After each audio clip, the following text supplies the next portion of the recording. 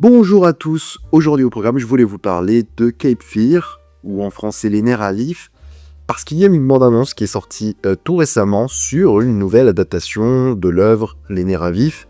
Nerfs à vif, un film culte bien sûr, avec Robert Mitchum et Gregory Peck, qui était ce premier film, qui était vraiment un film génial dans le style, parce qu'il apportait à la fois vraiment une terreur propre, et je pense que c'est l'un des premiers thrillers un peu comme ça, horrifiques presque. Déjà, on avait un Robert Mitchum qui était impressionnant dans le rôle, qui était une montagne, même physiquement, hein. Donc, il y avait quelque chose de très impressionnant à l'époque quand le film était sorti. Et voilà, c'est un film qui a toujours eu un impact important, surtout que Robert Mitchum, dans cette période-là, jouait énormément de méchants. Il y a eu bien sûr La Nuit du Chasseur, film culte pour cet acteur-là.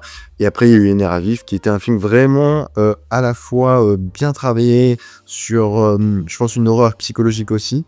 Et voilà, il y a des scènes qui sont extrêmement flippantes, et le noir et blanc accentue cela.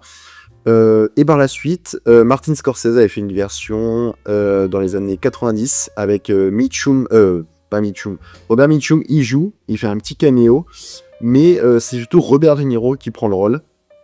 Un film qui est bien, un peu en deçà de quand même du premier film, mais c'était un film quand même qui marchait, qui apportait une violence propre aux années 90 qui n'était pas présent dans l'ancien film, où là on allait vraiment sur quelque chose de beaucoup plus visuel, gore, viscéral, donc un autre type d'adaptation, une autre manière de montrer cette histoire-là, parce qu'il y a toute une relation autour de la famille qui est très importante dans ce film-là. Et donc on a une nouvelle bande-annonce qu'on va regarder ensemble, et on va réagir un peu à tout cela. Allons-y.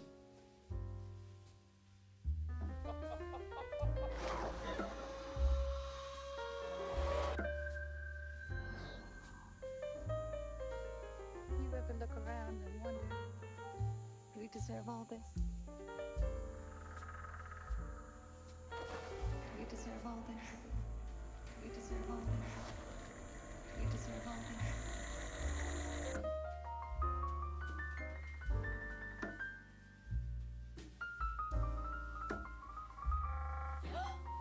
I had a good life once too. We did what we thought was right. Talk about having it all. You deserve this. Is that blood? Something's really wrong. Oh my God. What is your worst fear? You deserve this. What are you doing here, Max? He's coming after my family. You deserve this. We need to be ready. What did you do?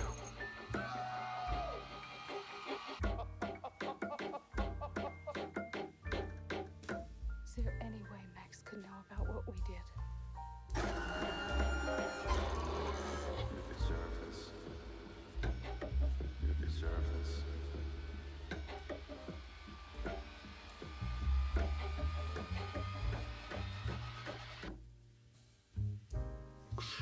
Donc voilà, qu'en penser déjà un premier avis, ça donne envie. Parce qu'à la fois le film, je pense, va essayer de mixer ou de mélanger, entre guillemets, c'est pas le bon terme, mais je pense d'arriver à trouver un équilibre entre les deux premières œuvres qui étaient sorties. Après, moi, ce que j'attends, c'est voir ce que ça va apporter de nouveau. En termes d'acteurs, donc on a Patrick Wilson, Amy Adams qui joue donc le couple avec leur fille, et Javier Bardem, donc qui joue ce rôle-là. Il remplace donc Robert Mitchum et Robert De Niro. Il y a une différence, je trouve, en termes de physique.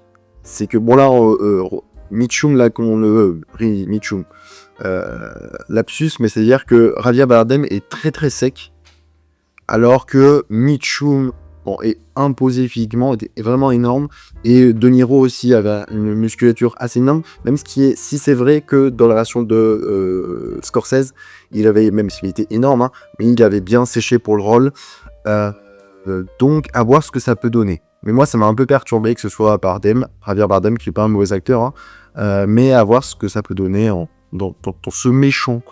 Ensuite, Patrick Wilson, c'est un acteur que j'aime beaucoup aussi, hein, qu'on avait pu voir dans les Conjuring et dans bien d'autres œuvres, dans Insidious. Et je trouve que là, par contre, ça marche bien dans le rôle du père.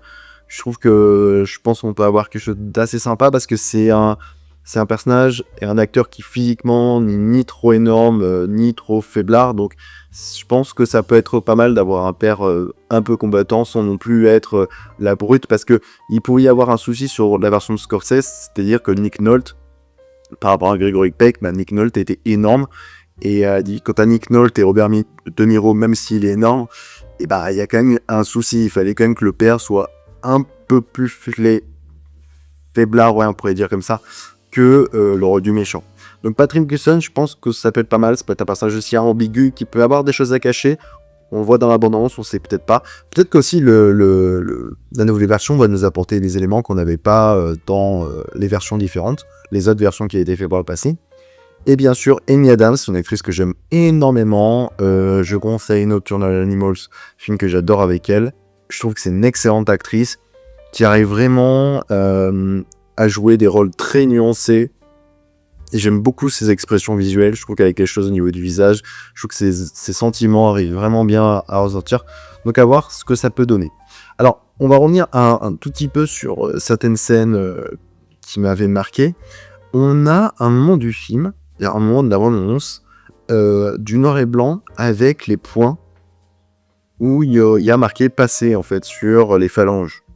Alors ça, je pense que c'est une référence au nœud de chasseur parce que je me rappelle pas que dans les anciennes versions il y avait ça, mais le truc d'écriture en fait sur les phalanges, c'est dans la nuit de chasseur où en fait il y a amour et haine. Il y a tout un discours qui est fait autour de la rencontre et de la dualité entre l'amour et la haine. Donc à voir pourquoi ça a été mis dedans, je pense que c'est surtout pour en faire une référence. Mais de ce que je me rappelle, De Niro avait des tatouages dans la version de Scorsese. Peut-être que dans l'ancienne version on le voyait pas, hein. J'ai plus le souvenir de ça. Mais De Niro en avait sur tout le corps. Vous voyez, il avait ces scènes de prison où il était torse nu et on voyait ces nombreux tatouages. Donc je me rappelle plus du tout ce qu'est ça, mais pour moi là c'est vraiment une référence littérale à Nuit de chasseur. Donc je pense que ça veut dire quand même que le film prend en compte des éléments passés, un peu nostalgiques. Donc c'est pas un film non plus qui se dessert total de ce qui avait été fait par le passé, ce qui est bien dans un sens. Moi je trouve que c'est quelque chose qu'il faut mettre au profit de l'œuvre. Le film me fait penser dans son approche, mais ce que ça a été qu'a été les anciens films, mais là dans la bande-annonce, j'ai vraiment ce côté Harry, un ennemi qui veut du bien. Vous savez, ce genre de film où en fait on a un personnage qui semble paraître normal et qui est en fait un peu plus bizarre. Dans Les Nerfs à vif, on n'a pas forcément ça parce qu'on sent en direct le côté problématique du personnage. On le sait en fait rapidement nous en tant que spectateurs, mais auprès de la famille on sent directement. Donc on n'a pas forcément ça. Alors là, on sent peut-être un personnage plus nuancé. Peut-être des questions de problèmes psychologiques aussi qui sont avancées parce qu'on voit à un moment des flous qui sont réalisés dans la bande-annonce où on voit le visage de Javier Bardem ou qui tape d'un œil un peu comme ça. Donc à voir ce que ça peut apporter aussi au personnage, c'est ce côté folie qui était déjà amené avec le film de Scorsese. Donc à voir ce que ça peut donner avec ce film là. Je parlais des points et du noir et blanc, on a quelques scènes en noir et blanc. Alors, est-ce que c'est que pour le montage, pour la bande-annonce, ou est-ce que on va pouvoir voir du noir et blanc, peut-être pour nous parler des choses du passé, parce que le noir et blanc peut servir à ça. Peut-être c'est aussi, on va avoir peut-être une technique aussi innovante, où en gros, durant le film, on va avoir du noir et blanc pour certaines scènes. Là, en plus, c'est sur un œil. Je suis très très près, donc à voir ce que ça peut donner.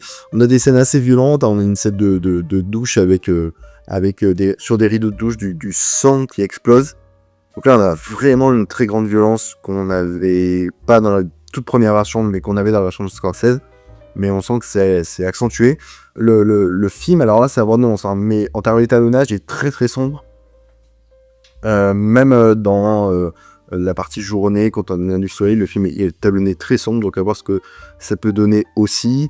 Je parlais de la folie, mais on voit que le personnage de Javier Bardem, par exemple, va porter des lunettes un peu extravagantes, avec des cœurs et tout. Est-ce que voilà, on va partir sur un personnage complètement fou, complètement baroque, à voir ce que ça peut donner. Et ensuite, voilà, vers la fin, donc on a ce titre Cape Fear qui apparaît, avec des scènes de plus en plus violentes, à voir ce que ça peut donner. Moi, je suis à la fois intrigué, et à la fois, je pense que ça peut donner quelque chose d'assez sympa, à voir. À voir tout ça. Je vous remercie donc d'avoir regardé cette vidéo. J'essaierai de vous faire des prochains films ces temps-ci. J'essaie de regarder quelques trucs qui sortent. Après, des trucs qui m'intéressent. Donc, je vais essayer de vous faire quelques vidéos prochainement. Je vous remercie. Allez voir des films, des séries. Faites-vous plaisir. Ciao!